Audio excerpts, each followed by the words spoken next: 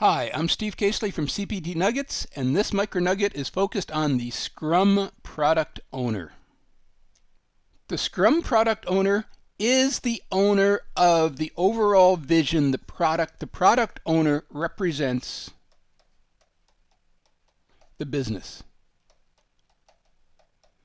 The product owner is the single voice of the business.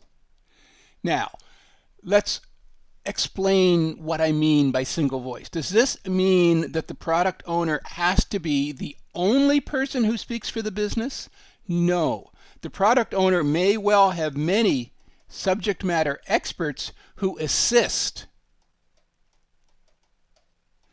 But if there's any conflict, if there's any dispute, if there's any unwillingness for a subject matter owner or subject matter expert to address an issue, we go to the product owner, who is the single voice. Or if we get conflicting information from multiple SMEs, we go to the product owner to get the single voice to resolve the differences between the subject matter experts. So the product owner is the single voice to represent the business, but we recognize that it's almost impossible to find a single individual who has all of the information, all of the knowledge, all of the subject matter expertise to cover the facet of all of the business requirements. But in the role as the single voice, the product owner is responsible for creating the product vision. For those of you in traditional project delivery, this would be similar to the project charter. Not as large. We want the product vision to be a 1 to 2 pager, not a 10 to 20 pager as we might get out of a project charter, because we are Scrum. We want to be lightweight. But the product owner must create the product vision, which defines to the project team the focus for the work that's to be done. Next, the product owner takes the product vision and breaks it down into multiple release plans to lay out the plan for the near future. The first release is going to satisfy basic customer maintenance. The next release is going to satisfy basic customer ordering. The third release is going to enhance customer maintenance, and so on. Once we have the release strategy for the near future, then the product owner will own the sprint plans, which identify the specific features in the sprint, i.e. the stories to be completed in each sprint. And the product owner is the only person with the authority to define which stories are going to be included in the sprint, and therefore the product owner is ultimately responsible for ensuring that the stories are sprint ready, that the definition of the story is complete, that the acceptance criteria, the definition of done is complete, and that it's been effectively prioritized. And then once the sprint is done, the product owner is going to be the approver of the results. The product owner is the person we do the sprint review for, and the product owner reviews the results, the show and tell in the sprint review, and says, yes, that's exactly what I want. Let's put this sprint to bed, and let's go on and start the next sprint and deliver more functionality. So with all those roles and responsibilities of the product owner defined, you're probably saying, wow, that's a lot of work. Is this a full-time job?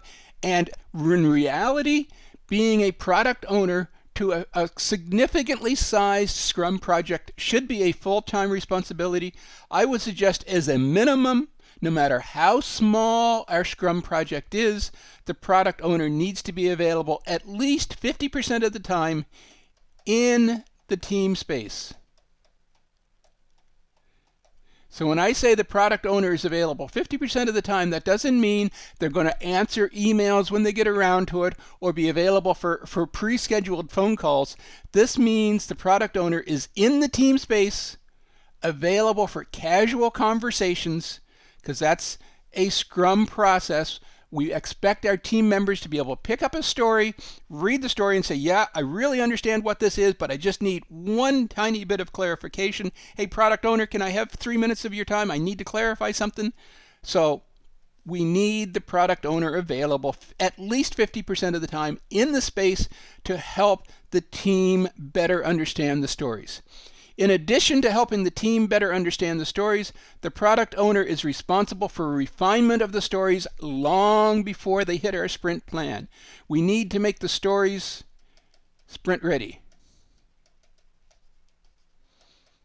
i.e. the story is complete,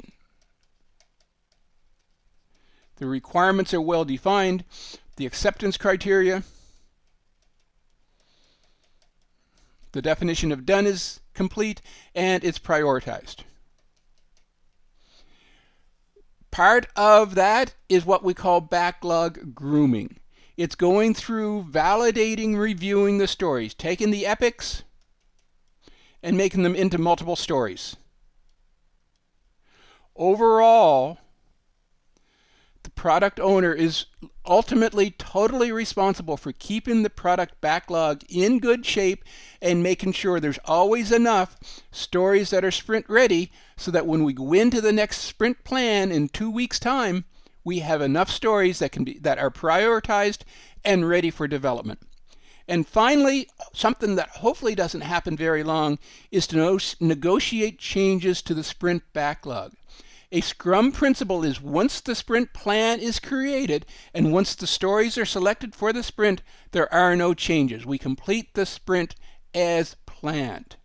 But changes happen, and I don't mean business changes. That the intent of not making the changes to the sprint plan is to prevent business changes, but we're going to have unavoidable changes.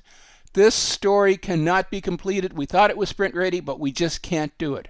The team has run out of time, we don't have enough time, we need to remove stories, or the team has completed early, the team has extra capacity, let's add a story. Product owner is the only person with the capacity to make changes to the sprint plan. This concludes my overview of the product owner. I hope this is informative for you, and thank you very much for viewing.